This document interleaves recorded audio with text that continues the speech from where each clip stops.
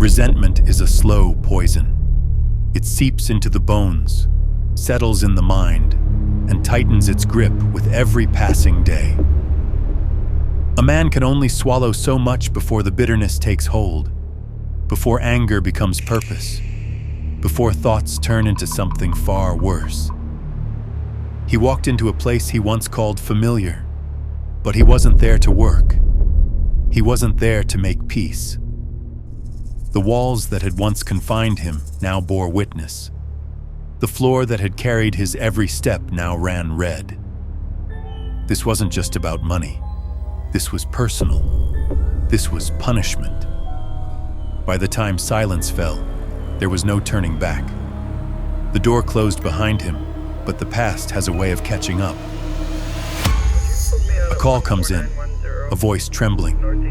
Words barely formed through the weight of terror. 3 dead.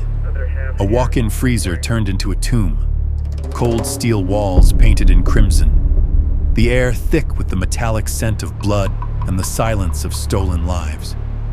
Dorothy Siddle, Vicky Smith, Jason Wiggins, employees of a place meant for warmth, laughter, and comfort food. Now a crime scene soaked in horror. The safe lay open, stripped bare. A trail of bloody footprints leads out the back door, each step a whisper of violence, of desperation. Scattered dollar bills, once meaningless, now markers of a brutal escape. Detectives stand frozen in the doorway, taking in the carnage, stunned, speechless. Then, the questions begin. Who could do this? And why? The town reels. Fear spreads. Cracker Barrel itself offers $25,000 for answers, an act of corporate defiance against the darkness that took root within its walls. And just like that, the hunt begins. Fear turns to whispers. Whispers turn to voices, and the voices bring a name. Brandy Jennings. A man consumed by resentment. A man who spoke his hatred aloud, letting it fester, letting it shape him into something unrecognizable. He had wanted more money, more power. But Dorothy Siddle stood in his way, and for that, he loathed her. Not just her decisions, but her voice, her presence, her very existence. Then, a revelation: Jennings had fled. The day after the massacre, he vanished, leaving Fort Myers behind for the neon haze of Las Vegas. A coincidence? Detectives didn't think so. They dug deeper: unpaid rent, a car on the verge of repossession, desperation woven into every detail of his life. The pieces fit too well. The crime, the motive, the escape. A warrant is signed, a nationwide alert sent, and within hours, Las Vegas police spot him. He runs. Tires scream against asphalt. Dust rises in the desert air as speed replaces strategy. But there's nowhere to go. The sins of Cracker Barrel chase him through the Nevada heat, sirens wailing like vengeful ghosts. And just like that, it ends. Steel cuffs replace blood-stained hands.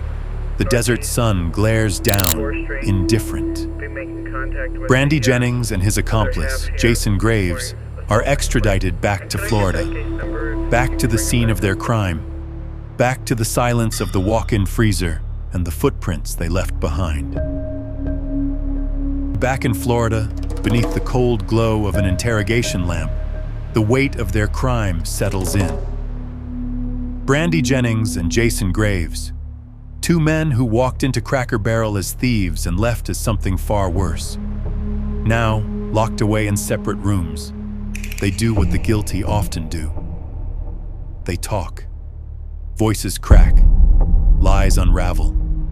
They point fingers, shifting blame like drifters in a storm, each hoping the other will sink first. Neither wants to claim the horror left behind in that walk-in freezer. But the walls are patient. The silence is heavy.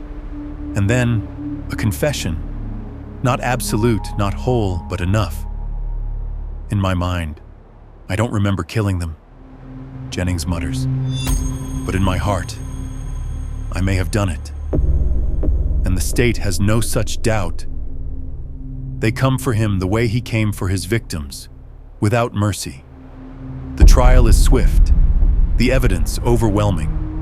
And when faced with the choice of standing beside Jennings or saving himself, Charles Graves does what most men do in the face of death. He turns on his friend. Jennings stands alone. The sentence is passed. Death.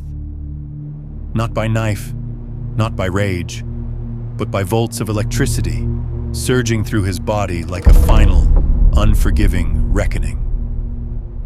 Now, he waits. In Union Correctional Institution, time stretches thin, each day inching toward the moment when he will take his final seat, when the switch will flip, when the lights will flicker, and his sins will be paid in full. And just like that, the man who once took lives without hesitation will leave this world the same way he left Cracker Barrel, bound, breathless, and alone.